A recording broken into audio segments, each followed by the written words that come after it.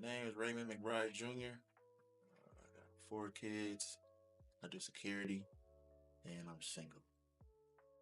What does being a father mean to you? What does being a father mean to me? Um, Being a father is like it's kind of like being a superhero in a way, because if you ain't grow up with a father, being there for your kids is like everything. So doing everything you can for them, making sure that they good, taking care of them, seeing them happy. If they happy, then you happy. So it's everything for me. So, what is your relationship like with your father? What is my relationship with my father? Uh, my like growing up, my dad was like my best friend. So when I got like 11, him and my mom split, and you kind of say he was a deadbeat. There's a lot that goes into that, but um, he just was like MIA. Like he wasn't around. He either called the day before or the day after my birthday. So now that I'm older, I kind of got over the hatred part for him. I still like try to have a relationship with him, but at the same time, like he expects me to like act like a son, and it's like, dude, you don't give father material, you don't do anything fatherly, so I really can't do it. So like, we're more like friends than actual like father son. Have you ever had a conversation with him in regards to your feelings about him leaving and the current relationship? Have I ever had a conversation with my dad? Yes. Um, I've had several different conversations with him at different points in my life, and he still kind of feels like I should just be like, "Well, I'm your dad, so you just get over it." And I'm like, "No, like this, unless you own up to what you did, I can't really get over it." It affected me. It affected my little brother. Like I didn't know I had a little brother until he was 16. So I think he just tried to look over stuff instead of addressing it, and that kind of like affected both of us. So like we both kind of went through that stage of like not addressing stuff, just dealing with it and just moving forward. So, to piggyback off of that, um, how do you think that has impacted your life? How did that affect my life? Uh, in a negative way at first because I was so mad at my dad. Like when he left, I started like growing like I had anger problems. So like I just I bottle stuff up and then I just lash out. So it just created this void like because I felt like I lost my best friend and I moved around as a lot as a kid. So that was the only attachment that I had. So for me, like having that anger towards him, it started to like show out in other ways and stuff like that. And I started taking my anger out on other people, and I kind of blame like the black sheep of my family. Like I'm not really close with my family. Um, I'm okay with like people not being around me. I'm okay with being alone, and that piggybacks off like going through like the stuff I went through with my dad. So, and then not being able really to like address it with him because he won't accept what he did because he's kind of like older now. So he's like, oh, it is what it is. So it affected me in a bad way because I made a lot of bad decisions in my life, and you can't get those back. You can only just learn from them. So, do you feel like that relationship with your father created an emotional void in you that has impacted your relationship with your own kids? In a way, yeah, because I have three women I have kids with. So two of them, we kind of like bicker. We kind of like go back and forth. So it's like it's always an issue. And I think a lot of times once we get to the point where they don't want me to see my kids, it's gotten to a point where it's kind of acceptable for me to be like, okay, like I can just move on from it. Like it don't bother me like as much as it used to. And I feel like because of that void I'm used to having, So like it's easy for me to like, okay, I can go a little bit without seeing my kids or talking to my kids. But then after a while, like, okay, now I gotta reach out and see my kids, make sure they all right, make sure they doing good, and like not really how to address those two in particular at the same time. So you kind of mentioned your kid's mom, so I'm gonna ask this question next. Has custody or child support impacted your relationship with their kids, and how? It's impacted it because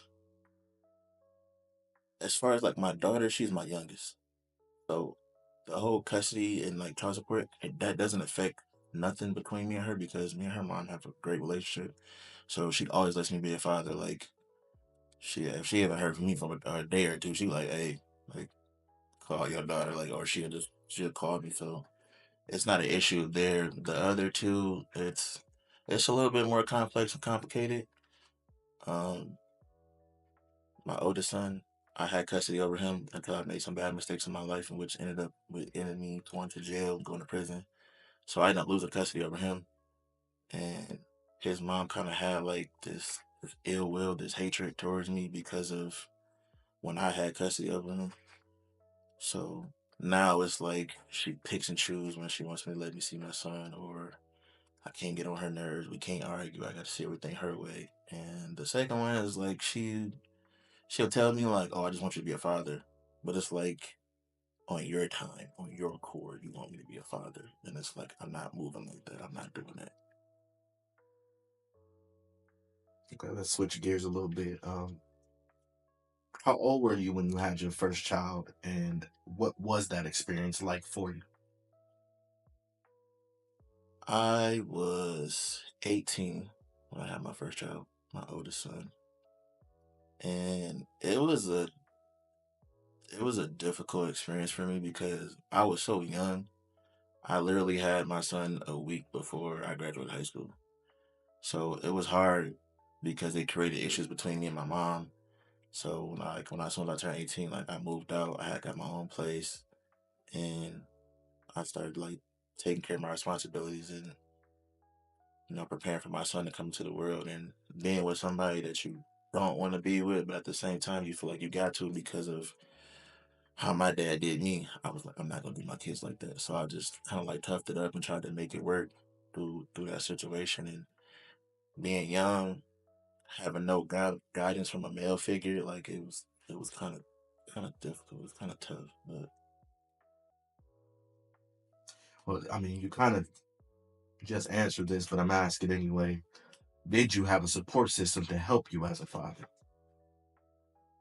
at first no, until my son was born, and then like me and my mom kind of like we kind of like squashed beef without like actually like talking about it. We just kind of got over it, and she just fell in love with her grandson. So that's my biggest support ever.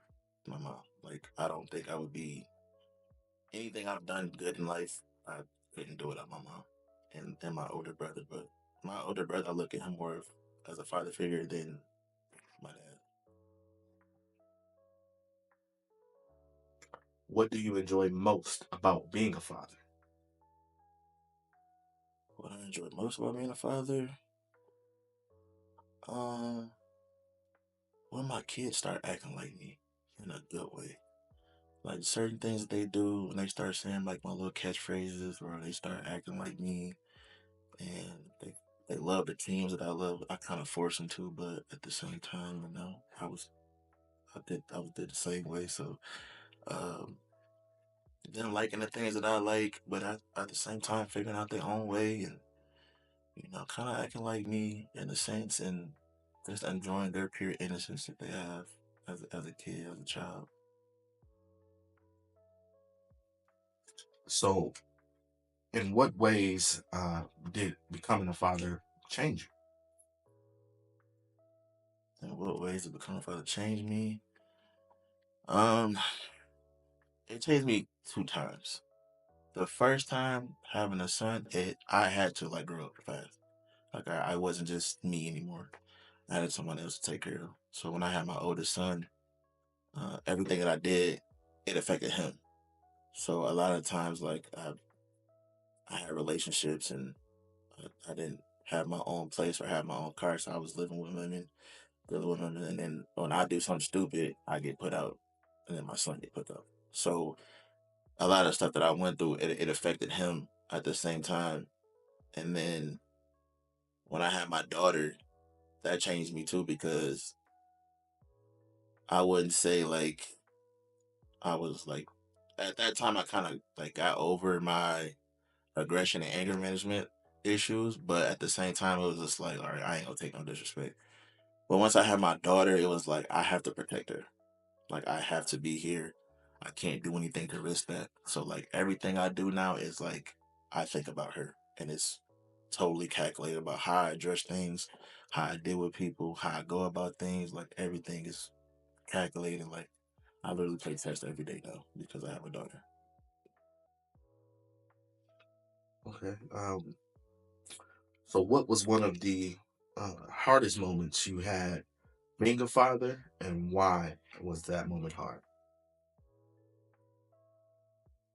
The hardest moment for me being a father was being away from my kids.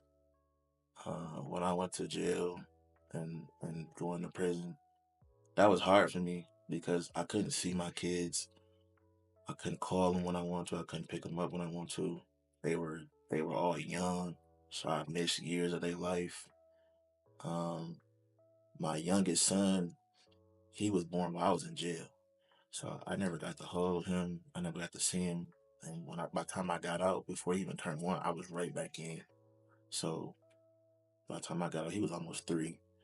So first time seeing him, he's like, "Who is this guy?" And I'm like, "I'm your dad." And then he's like, "Oh, hi, dad."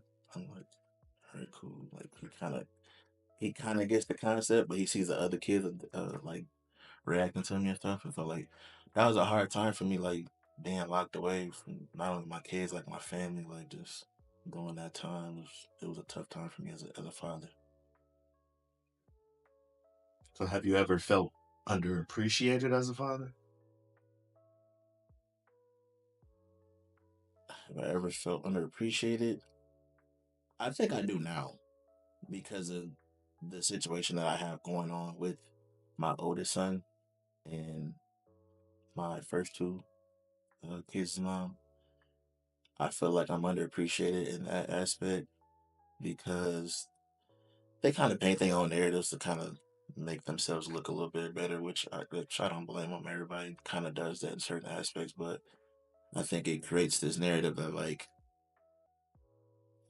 they try to create this tension like I love my daughter and I love my sons and I don't.